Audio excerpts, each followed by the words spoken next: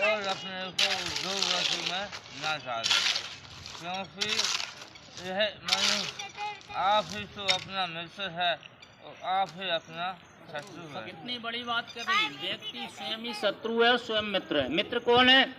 जिसने अपने शरीर को स्वस्थ बना रखा है, जिसने अपनी इंद्रियों को बस में कर रखा है, जो 24 घंटे भगवान का नाम स्मरण करता है और परोपकारी के कार्य में लगा है, उसका ये शत्रु, मतलब ये शरीर ही उसका मित्र है और जीवात्मा उसका मित्र है। और जिसने अपने शरीर को रोगी बना रखा है, जिसने अपनी इंद्रियों को बस में नहीं कर रखा, जो विषय भोगों में लगा हुआ है और अपने आत्मा के उद्धार के लिए कर्म नहीं करता, उसके लिए शरीर और आत्मा दोनों ही उसके शत्रु बन जाते हैं। तो सबसे पहला है शरीर को स्वस्थ बनाएं और शरीर में विराजमान आत्मा को अधोगति में न डाल के भगवान के चरणों में लगाएं। फिर क्या कह रहा है भगवान? बंधुरात्मात्मनस्तस्य येनात्मैवात्मना जितः अनात्मनस्तु शत्रुत्वे वर्तेतात्मैव शत्रुवत्।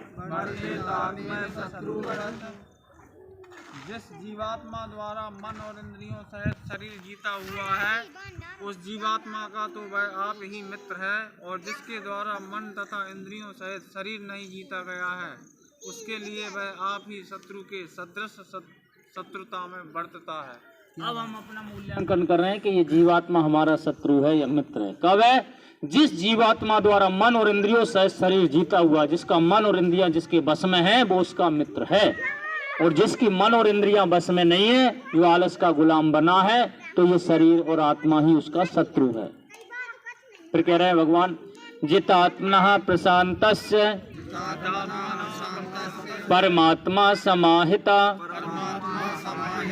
शीतोष्ण सुख दुखेषु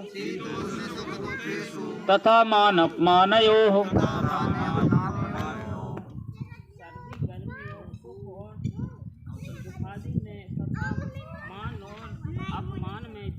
अंतःकरण की वृत्तियां भली भांति शांत है, ऐसे स्वाधीन आत्मा वाले पुरुष के ज्ञान में सच्चिदानंद घन परमात्मा सम्यक प्रकार से स्थित है, अर्थात उसके ज्ञान में परमात्मा के सिवा अन्य कुछ है ही नहीं। अब जिसका ऐसा स्वभाव बन गया, उसके ज्ञान में भगवान हमेशा उपस्थित है। कैसे? सर्दी गर्मी, सुख दुख तथा मान अपमान में जिसके अंतःकरण की वृत्तियां भली भांति शांत है, चाहे सर्दी पड़े या गर्मी फिर भी सम रहे, मान हो या अपमान हो फिर भी सम रहे, सुख हो मिले या दुख मिले तब भी सम रहे, हृदय में कोई हलचल ना हो, बिल्कुल प्रसन्न भाव से रहे। ऐसे स्वाधीन आत्मा वाले पुरुष के ज्ञान में सच्चिदानंद घन परमात्मा सम्यक प्रकार से स्थित होती है। तो हमें सबसे पहले ऐसे सम रहने का प्रयास करना, ये है भगवान का भक्त बनना। ज्ञान विज्ञान तृप्तात्मा कूटस्थो विजितेन्द्रियः युक्तित्युच्यते योगी समलोष्टास्मि कांचनः।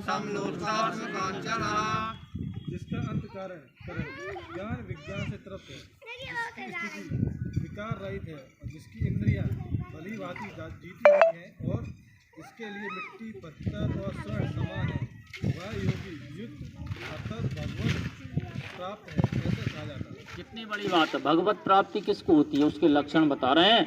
जिसका अंतःकरण ज्ञान विज्ञान से तृप्त है, भगवान के ज्ञान विज्ञान यानी गीता का ज्ञान 24 घंटे जिसके कंठ में है और आचरण में है, कंठ में आना बड़ी बात नहीं, आचरण में आ जाए।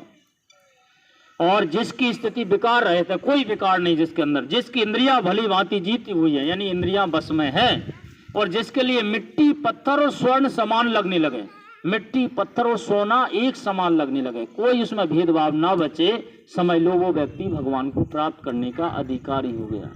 यहाँ मरत मरत में झटका आने की देर है, फिर भी आसक्ति नहीं छूट रही, कैसे पार पर है।